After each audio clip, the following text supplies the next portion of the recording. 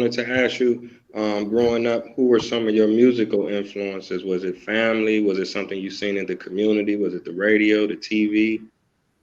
I would say that a lot of it was family. I had a sister who left from England in the 60s, late 60s, and went to live in America.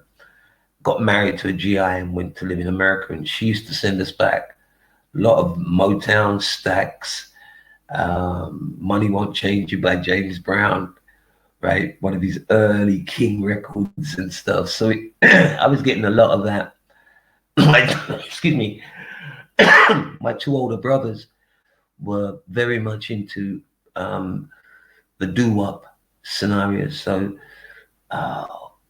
you'd say, like, let me see, the Dells would be what they would be into. The OJs, the Moonglows, those kinds of doo-wop bands they were into. My other sisters, they were into reggae, so early ska, right? That was big in the house. My mom was into gospel, Ella Fitzgerald, Mahalia Jackson. My dad was into jazz. My dad was a Charlie Parker man, right? So I love jazz too. So and then there was the radio. And the radio in England in that time only really played pop music. We didn't have any stations in the country that was playing black music, playing R&B, reggae music, Afro music, nothing like that at all.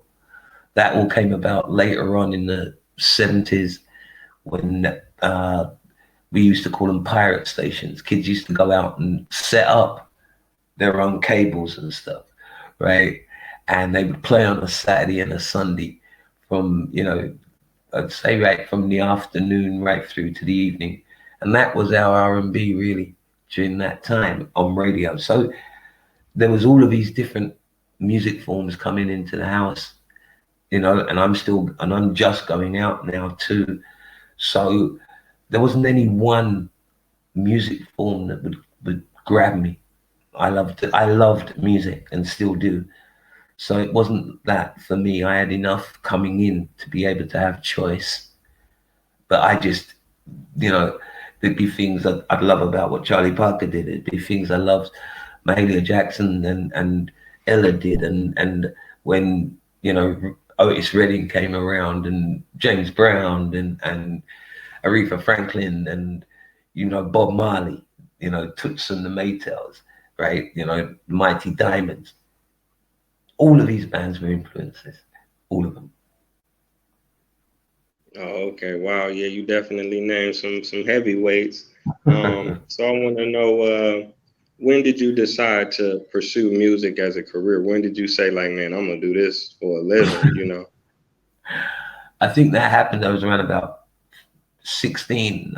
I'd been playing soccer for a team in England for 2 years. I'd left school and signed to Chelsea, and was with Chelsea for a year. Didn't really like the experience, so I knew within there were two things that I was good at, which was football and music. So I started to pursue music while at school. So I'd say 15, 16, and had some friends at school. We would go around and we would play. But I knew at that age, this is what I was going to do.